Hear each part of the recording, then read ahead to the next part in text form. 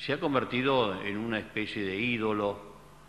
El ejército, casi los generales en sus discursos siempre lo nombran, señalan que el Perito Moreno marcó las fronteras de la patria definitivamente. Y bueno, y voy a empezar con ese capítulo, el capítulo de los límites.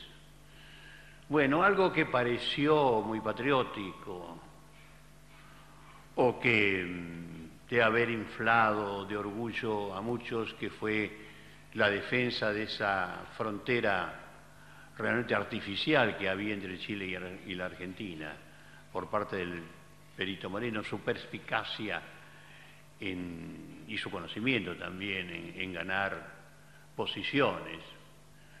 Lo hizo famoso en muchos políticos nacionalistas, por supuesto, y también en el Ejército Nacional. Y porque fue realmente la frontera que justificó a los ejércitos. Sin fronteras en el mundo tal vez no habría ejército. Los ejércitos son para defender las fronteras. Bueno, ante realmente el crecimiento del mundo, ante la cosa increíble de la Unión Europea, donde los países europeos que se pasaron luchando entre ellos por pocos kilómetros. Acuérdense la Primera Guerra Mundial, ¿no? Se pelearon Francia y Alemania por Alsacia, por ejemplo, y murieron 10 millones de jóvenes, 10 millones de jóvenes. Bueno, ver aquellas guerras totales entre las diversas naciones de Europa, y las naciones de Europa tienen distinto idioma, tienen distinta religión, tienen distintas costumbres, y que hayan podido superar todo eso después de la guerra del 45, una guerra que debe avergonzar por la eternidad al género humano. Después de esa guerra comenzaron ya las conversaciones, y hoy tenemos la Unión Europea, que hasta ha logrado una única moneda, el euro, salvo 3 o 4 excepciones. Es una cosa, si uno esto lo contaba en el año 44 o 45, dice, este señor está completamente loco. Que se haya llegado a eso realmente revela una inteligencia, una viveza y también un sentido humano. Es decir, que cuáles son nuestras diferencias, por qué tenemos que pelearnos, por qué tenemos que tener fronteras. Yo he pasado últimamente casi por todos los países europeos y no tuve que mostrar ningún pasaporte ni DNI. Hoy acá nos bajaron a todos en Zapala y tuvimos que bajar con el DNI, nos llamó la atención el oficial de Gendarmería. Bien, y en aquel tiempo, en esa lucha amarga, hay que leer los artículos de la época, entre argentinos y chilenos por la frontera. ¿Pero por qué? Si ya lo había dicho Bolívar, el sueño nuestro, y tenemos que hacerlo, son los Estados Unidos de Latinoamérica. Tenemos la misma religión, el mismo idioma, las mismas costumbres, las mismas tradiciones. ¿Por qué nos tienen que separar fronteras?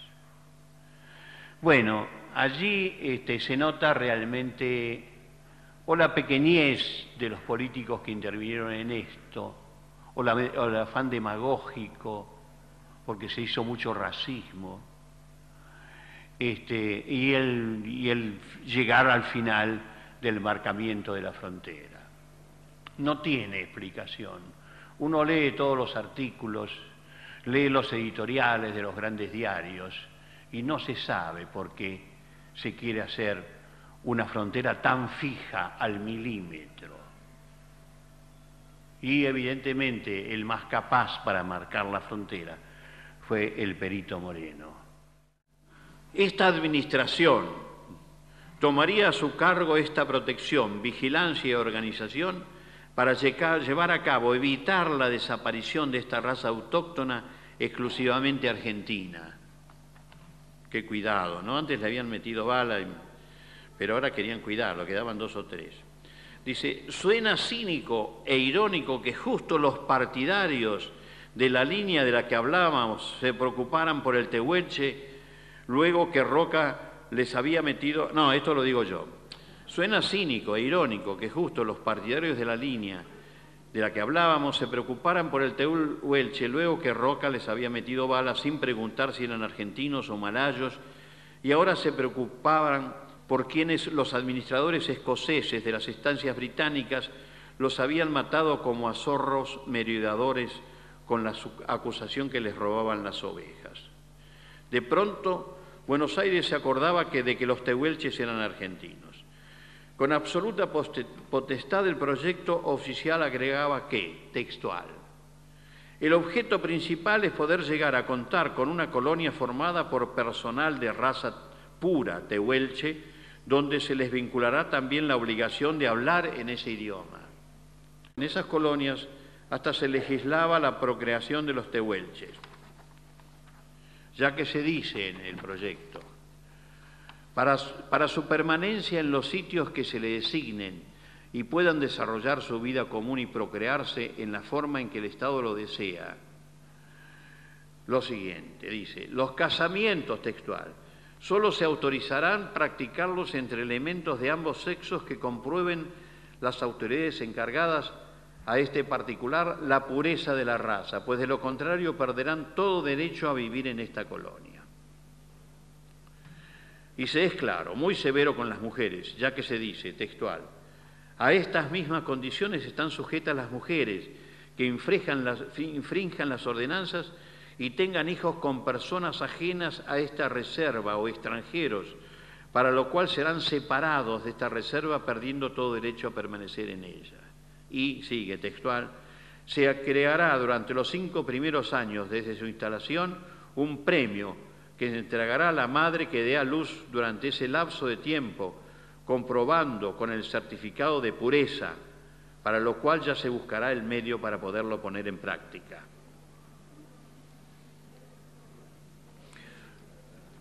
Auspiciado por Parque Nacional.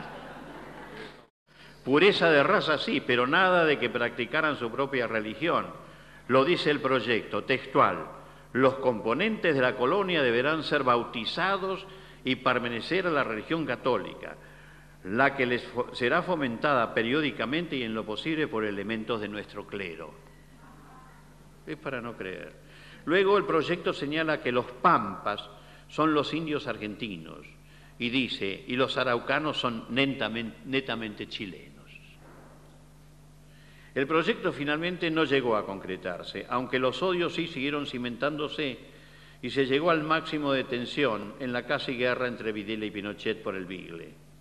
2 hermanos ideológicos, más todavía verdaderamente gemelos de ideas, que casi concretan el sueño perverso de quién gana a quién, sueño cobijado por muchos todavía en sectores de los 2 países. Pero la vida les responde con fórmulas mucho más libres y humanas.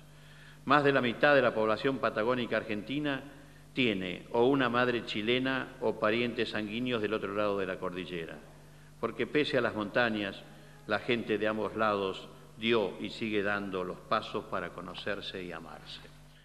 Le quería preguntar acá, Osvaldo Bayer, si podría ser un paralelismo entre la campaña El Desierto de Rosas y la de Roca, para ver similitudes y diferencias. Bueno, justamente yo acá tengo un escrito de Rosas que daría por tierra con toda la teoría que hemos leído hoy de Sarmiento y compañía. Es textual.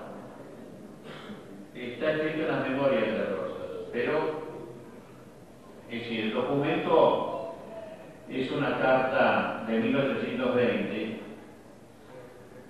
a Martín Rodríguez, que era el gobernador de Buenos Aires, consejos de Rosas a Martín Rodríguez sobre el trato a los indios, dice textualmente: la empresa más riesgosa, peligrosa y fatal capaz de concluir con la existencia, con el honor y con el resto de fortunas que ha quedado en la campaña, es la de sostener guerra a los indios y mover expedición contra ellos.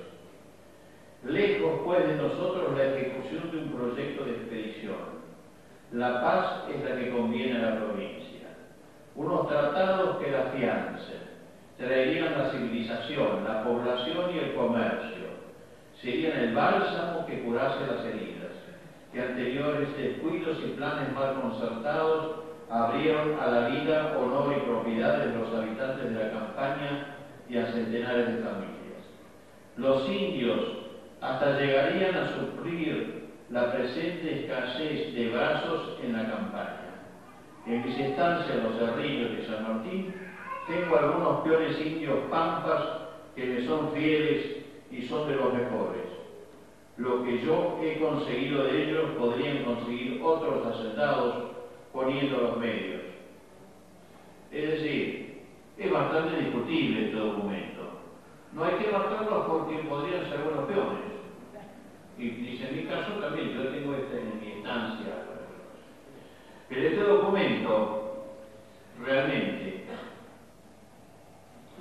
está en contra de todos estos documentos que leímos hoy, o frases, porque se ve que los indios son haraganes, inservibles, asesinos, depredadores y qué sé yo. Es decir, Rosas le dice, no, un momentito. Dice, podríamos hacer planes, dice. Serían unos tratados que afianzarse, traerían la civilización, la población y el comercio. Serían el bálsamo que curase las heridas que anteriores descuidos y planes mal concertados abrieron a la vida, honor y propiedad de los habitantes de la campaña y centenares de familias. Los indios hasta llegarían a suplir la presente escasez de brazos en la campaña. Bueno, él aconseja no matarlos, él aconseja no hacer guerra. Pero ya había matado a 3.200 indios en sus anteriores, según los historiadores, en sus anteriores campañas. Cuando vio de que realmente pueden ser útiles y qué sé yo, entonces escribe esta carta a Martín García, a Martín Rodríguez y le dice, pare, ¿no? Un momentito, no matar a los indios. Pero tiene ese pasado cruel, porque también la muerte de los indios se hacía a degüello por parte de la tropa de Rosas. La expedición de Rosas fue contra los ranqueles, los ranquelche o mamuelche, como verdaderamente se llaman, del centro de la Pampa Seca y el sur de Córdoba, como ustedes conocen. Claro, están frente al salado, en donde estaban Chorena, Rosas, Ramos Mejía, las estancias de la época. Entonces él, en la Sierra de la Ventana, se alió con los Borogas, que son los verdaderos mapuches, que estaban llegando de Chile para esas fechas, a partir del 20, corrido por las guerras intestinas de Chile, producto de la guerra de independencia, igual que acá en Argentina, ¿cierto? Y sus aliados, los que van con él por la margen sur, son los caciques tehuelches, precisamente Catriel y Cachul, porque eran los que conocían el sur. Entonces, hay una táctica perfecta, conocedor de las diferencias étnicas, es decir, culturales, raciales, ¿no es cierto?, de las naciones entre sí, y hace intervenir a Willy Huidobro, que viene del norte de Córdoba con el ejército, y Yanquetú, el gran cacique Ranquel, le destruye las caballadas y la vacada, lo deja a pie, lo hace volver, luego el fraile al lado le mata 80 hombres en el cruce del Salado, Yanquetú, pero muy enfermo y diezmada su tropa, muertos los hijos, en fin, se retira a la cordillera y queda vacío por un tiempo de Ranquel en el norte de la Pampa.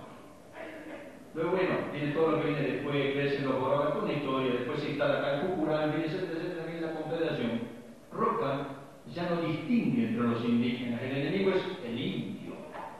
Los intereses que se están moviendo, ganadero y todo lo demás, llevan a exterminar el indio. Y si de algún modo en Rosas campeó también un interés de ser gobernador, en fin, en Roca también el interés de ser presidente. El tema del indígena en la frontera era muy sensible, entonces quien lograra llevar paz a la frontera, como se decía entonces, tenía ganada la mitad de la presidencia y la ganó. Entonces, la táctica es la misma, norte, sur, todo lo demás, pero el enemigo es todo el indígena. Y Sayhueque, como mencionaba hoy, que era el único que no estaba en guerra, estaba en paz con el gobierno, cuando él ve que se le hace el campo orégano, como dije hoy, también lo elimina. Y ahí es donde se ve que canta su canción de jactancia y queja. Esas son las diferencias. La táctica es la misma, pero ya entonces no se conocía y no se entendían las diferencias étnicas.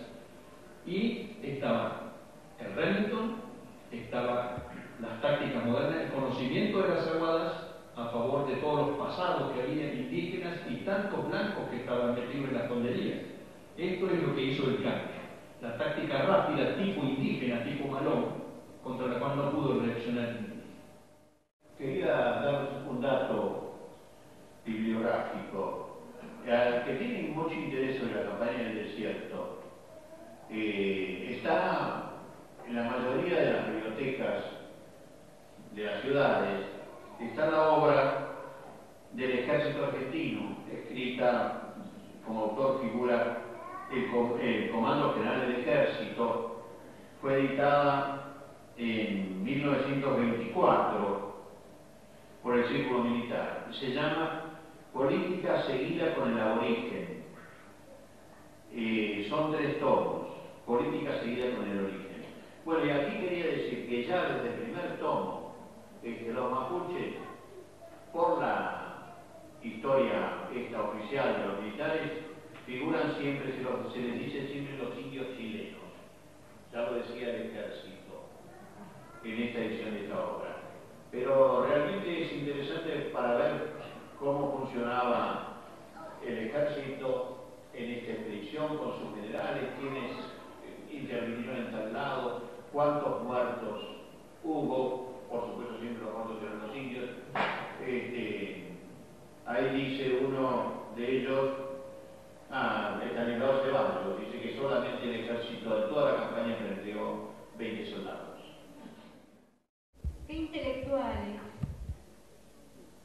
qué gente que pertenecía al arte en esa época, la que estábamos hablando, estuvieron atentos a todo esto que pasaba con el Perito Moreno, defendiendo a los aborígenes. ¿Quiénes son los que se destacaron? Hablaste de José Hernández. Quería saber qué otra gente del arte o intelectuales se refirieron a este tema. Tengo una lista de personas que hoy son absolutamente desconocidas, por eso no la traje. Pero José Hernández hizo realmente bastante. Además, lo interesante de José Hernández es la forma en que escribe. Cuando lo hace, digamos, en prosa, ¿no? En artículos políticos y todo eso, el respeto que tiene para con los pueblos originarios. En poesía se manda ciertas cosas también, licencias, bastante duro. Pero vos sabés que ahora no me acuerdo de decirte. Es una cosa que lo voy a buscar y voy a tratar de hacer una nota, ¿no? Para realmente levantar a los que en aquella época fueron capaces de decir la otra opinión. La opinión verdaderamente cristiana, la opinión verdaderamente solidaria con esos habitantes del sur argentino. Hay unos cuantos, hay bastantes, sí, menos Sarmiento. Nosotros somos CONAD Mapuche y yo voy a leer un documento que elaboramos en representación de los demás CONAD. Bueno, acercándose el día en que se cumple el centenario de la creación de los parques nacionales, como pueblo nación mapuche, no queremos y no podemos estar ajenos a este hecho. Nosotros queremos hacer ejercicio de la memoria, rompiendo con el bronce con que generalmente la historia oficial cubre los hechos y los personajes del pasado lejano o reciente, lo que nos impide tener una visión diferente a la historia escrita por los genocidas que impidieron nuestro desarrollo. Es por ello que decimos que la creación de los parques nacionales fue otra de las formas mediante la cual se nos impuso una forma de relacionarnos con la naturaleza, completamente diferente a la que nosotros ejercíamos hasta ese momento. Esta relacionarnos nos indicaba que desde ese momento dejaríamos de ser parte de la Tierra y nos impedía cumplir con el rol fundamental, el de mantener el equilibrio que debe existir entre las fuerzas de Richard Monnier, es decir, las fuerzas de la biodiversidad. Es necesario en este ejercicio de refrescar la memoria decir que el perito Moreno ingresó a nuestro LOC ganando la voluntad y confianza de nuestros locos y a través de la hospitalidad lograda desarrolló su labor de espionaje y recolección de datos topográficos y logísticos, fundamentales para la posterior invasión y destrucción cultural del pueblo mapuche a manos del terrorismo de Estado. De esta manera expulsó a nuestro pueblo a las tierras más inhóspitas para asegurarse del exterminio, ya que el nuevo Estado nos veía como un obstáculo para sus sueños de progreso y desarrollo. Como premio a los servicios prestados por el perito, el ejército argentino le regaló tierras y se aceptó gustosamente, donando una pequeña parte para la creación de parques nacionales. Haciendo caso a esta alusión a la memoria, decimos que así como la sociedad no mapuche no reivindica como próceres a las figuras de Videla, Macera, Agosti, Asís y muchos más, nosotros no podemos reivindicar la llegada de este siniestro personaje y la pronta creación de los parques nacionales, como un golpe de suerte, ¿no? No lo podemos ver así, de esa manera. Este genocidio requirió de muchas complicidades y justificaciones, donde ciencias como la que representaba el perito estuvieron al servicio de este plan de exterminio. Seguramente hoy el perito Moreno se juraría en la audiencia debida para impedir ser juzgado por estos actos de servicio. Sin embargo, la invasión al territorio mapuche fue el primer genocidio aplicado bajo el concepto de seguridad nacional. Fue un verdadero genocidio, aplicando terrorismo de Estado y delitos de lesa humanidad. Decimos así también que ya que Argentina ratificó el convenio que crea el Tribunal Penal Internacional para juzgar los casos de violación de los derechos humanos, a la que nosotros indudablemente adherimos, cabe pensar que estaría dispuesto a entregar al general Julio Argentino Roca por genocidio, terrorismo de Estado y crímenes de lesa humanidad, repudiando también así a los llamados héroes oficiales, en este caso como al perito Moreno. Pero esta revisión la hacemos como un desafío, donde nos incluimos para ser capaces de crear una sociedad sin vencedores ni vencidos, de convivencia cultural y de enriquecimiento mutuo a través de recuperar la memoria y construir así juntos la interculturalidad. Basándonos en esta anhelada nueva relación, apostamos a que esta primera experiencia de revisar la historia se cumpla dando buenos frutos y se proyecte dejando una base sólida para las futuras generaciones. Avergonzar por la eternidad al género humano.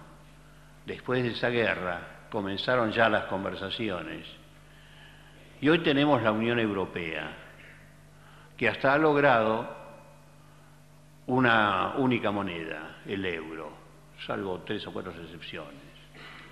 Es una cosa, si uno esto lo contaba en el año 44 o 45, dice, este señor está completamente loco. Que se haya llegado a eso realmente revela a los ejércitos. Sin fronteras en el mundo tal vez no habría ejércitos. Los ejércitos son para defender las fronteras. Bueno, ante realmente el crecimiento del mundo, ante la cosa increíble de la Unión Europea, donde los países europeos que se pasaron luchando entre ellos por pocos kilómetros, acuérdense la primera guerra de orgullo a muchos, que fue la defensa de esa frontera realmente artificial que había entre Chile y la Argentina, por parte del perito Moreno, su perspicacia y su conocimiento también en ganar posiciones. Lo hizo famoso en muchos políticos nacionalistas, por supuesto, y también en el Ejército Nacional. Y porque fue realmente la frontera que justificó Guerra Mundial, ¿no? Se pelearon Francia y Alemania por Alsacia, por ejemplo, y murieron 10 millones de jóvenes, 10 millones de jóvenes. Bueno, ver aquellas guerras totales entre las diversas naciones de Europa, y las naciones de Europa tienen distinto idioma, tienen distinta religión, tienen distintas costumbres, y que hayan podido superar todo eso después de la guerra del 45, una guerra que debe avergonzar. Se ha convertido en una especie de ídolo. El ejército, casi los generales en sus discursos siempre lo nombran, señalan que el Perito Moreno marcó las fronteras de la patria definitivamente. Y bueno, y voy a empezar con ese capítulo, el capítulo de los límites. Bueno, algo que pareció muy patriótico o que de haber inflado